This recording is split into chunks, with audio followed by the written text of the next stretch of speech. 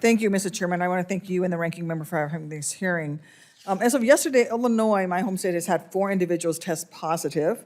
I wish them and everyone else who has been infected a speedy recovery, and I want to credit all of the staff at the state and local levels for the work that they've done.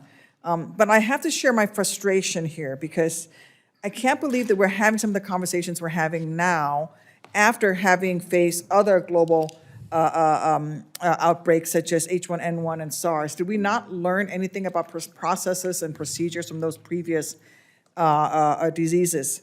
Americans have been flying commercially for more than a century, yet today, on the cusp of a global pandemic, the inability of the federal agencies to collect and share critical data effectively with U.S. airlines and state and local partners is really hindering our ability to stop the spread and to fight this disease. And so,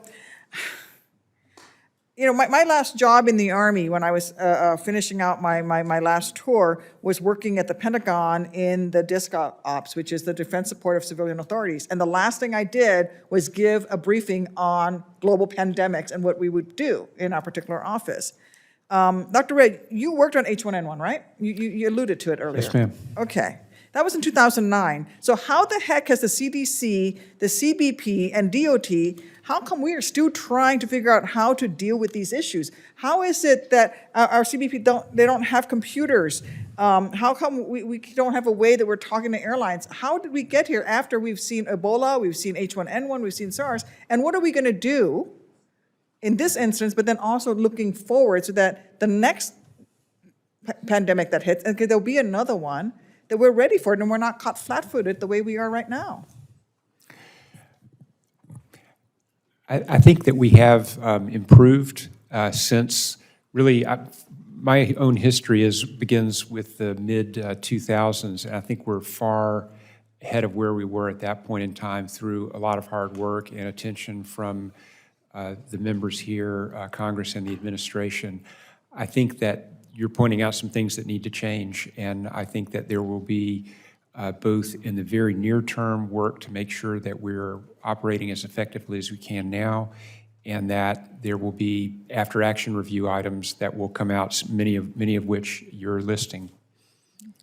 So how long, for yourself and for Mr. Ferreira, given the data sharing challenges with airlines, how long does it take for state emergency management agencies and public health departments to receive flight information about potentially infected travelers?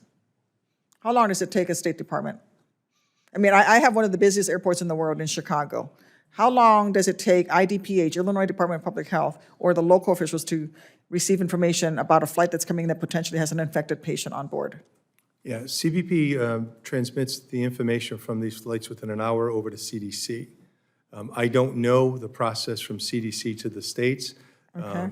But the information that we do have, we transmit within an hour. Okay, Dr. Red, how long does it take before my IDPH gets Well, it? I think the problem is that the information is often incomplete, and that is really what the interim final rule is trying to correct, is that if we have a name, that's not very helpful. If we have a name and an address, that's somewhat helpful. If we have a name, address, phone number, email address, we can find people. And that information at the health department, there'll basically be the ability to do complete follow-up if those data elements are available. So you don't have a time frame for me right now, and we don't know when we're going to have the capability to rapidly let local public health people know? Well, I think for what we have, it's a very short period of time, but the real question is getting complete information and doing that in a timely fashion. And Senator, if I may just add to that, because this has been discussed at the task force level, the goal of CDC, the health officials, has been to collect the information so that CDC has it by the time the plane arrives and is already providing it to the local officials. The challenge that we have to the public health officials to where those passengers are actually going, because of course they come to one of 11 airports for initial screening, but that's not where they're ending up. So if someone's flying into Chicago who's going on to Massachusetts, CDC wants to gather the information and extend it to the public health officials for wherever in Massachusetts they're going to. And the system that we have right now is an interim system which is working very well, but it is paperwork and personnel intensive. And so it works for the passenger load we have coming in now from China. We could not scale it up to be more broad, and that's the challenge we're talking about having a better nationwide system. Having said that, The system we have now is immeasurably better than anything we've had before, whether it was with H1N1 or with SARS. So each time we have one of these, we learn. And as Dr. Rudd said, we'll do a hot wash after this. We will learn from what we've done here, and we'll do better next time. Well, I think we need to do a lot more than better next time, and I would ask the chairman to maybe consider holding a hearing after the epidemic and see and learn about lessons learned and what they plan on doing next time. I do want to add one more loophole to what my good friend, the senator from Alaska, mentioned with the cargo. Dr. Sabato, Dr. Red, are passengers aboard charter and private flights from areas of concern receiving the same scrutiny as passengers aboard commercial flights? Because I think in addition to the cargo aircraft, private aircraft are another loophole that's in the system. And I'm out of time.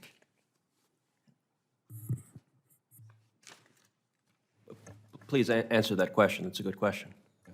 So I'll answer the question. Senator, we'll get back to you with a full answer for the record, but I know I can speak personally, for example, for charter aircraft, we apply exactly the same rules to them as we do to any commercial aircraft. So if you're coming, for example, from China or now from Iran, well, we don't have direct flights from Iran, but if you're coming from China, you would have to land at one of the F-111 airports.